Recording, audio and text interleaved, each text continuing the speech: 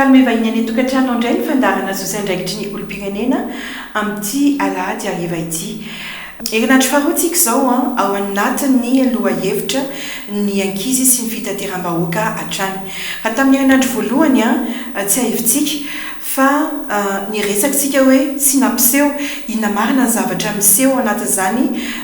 tontolon'ny ankizy mandray ny bus na taxi be izany, izay tena mampidi-doza tokoa ary manitsakitsaka ny lalàna velona izay miaro ny zo fototry ny ankizy sy ny zaza malagasy dia ny lalàna fitsoa arivo tsipika aotra telo amby roapolo tamin'ny roapolo aogositra 7 sy 2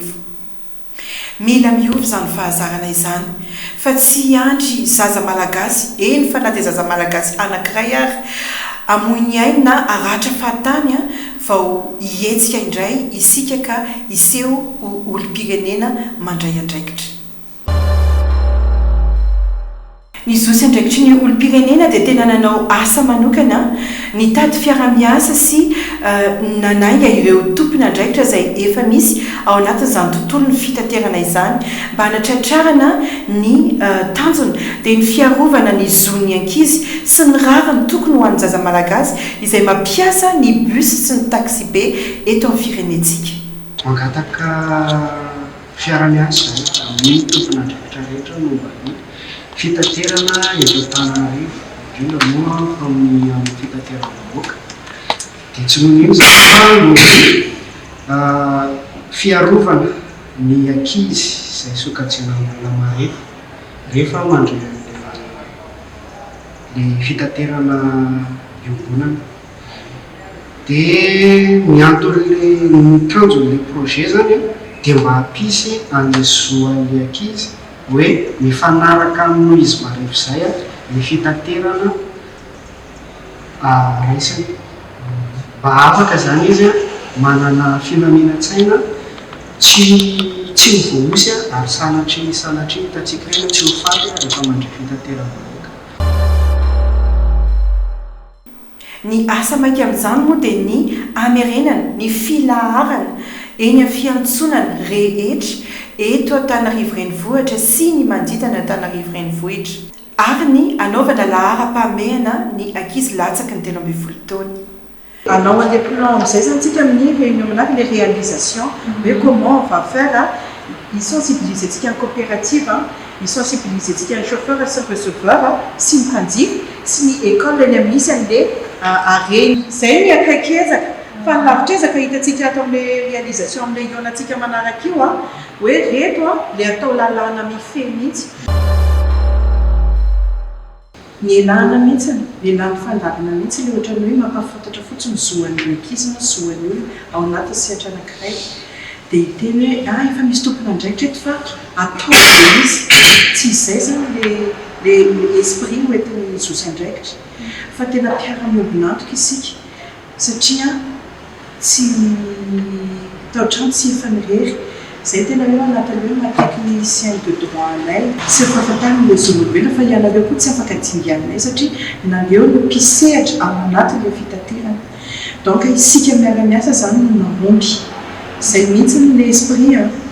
tsisy an'ilay esprit zany manondra hoe ary tsy sanatria izay koa ny antom-pisiny hoe tsy vitanareo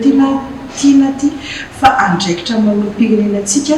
dia ianareo anisan'ny acteur institutionnel sy tena ilaina ao anatin'ilay izy dia hoe andao hiara-miombonantoka izy ity zany miara-miombonantoka isika. Ao anatin'izany ministera ny fitaterana izay miasa sy miandraikitra ny resaka fitanterana eto amin'ny firenena.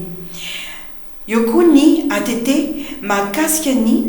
fandrindrana sy ny fandaminana momba ny zotra manodidina ny Antananarivo renivohitra. Ohatra amin'izany ny zotra E, ny zotra J, ny zotra H sy ny sisa sy ny sisa. Ny commune Antananarivo renivohitra momba ny fandrindrana sy ny fandaminana ny zotra eto an-drenivohitra. Ohatra amin'izany ny zotra 186, ny 114, ny 147 sy ny maro hafa ihany koa. Fa ao ihany koa ny police de transport routier izay miara-miasa akaiky amin'ny ATT momba ny fandrindrana mandrakariva ny fitateram-bahoaka. ao ihany koa ny ministera ny fanabeazam-pirenena satria anatsehikoly ny ankizy no ampianarana sy ampahafantarana ny zony sy ampianarana ny andraikiny a mba tonga azareo olom-pirenena tompony andraikitra. eto dia misaotra sady ny fandaharana ho an'ireo tompony andraikitra sy ministera izay efa nanolo-tanana ary efa nanomboka sady ny fikaonandoha sy ny famolavolana mba hanatratrarana ny tanjona iarovana ny zony ankizy a mampiasa ny fitateram-bahoaka.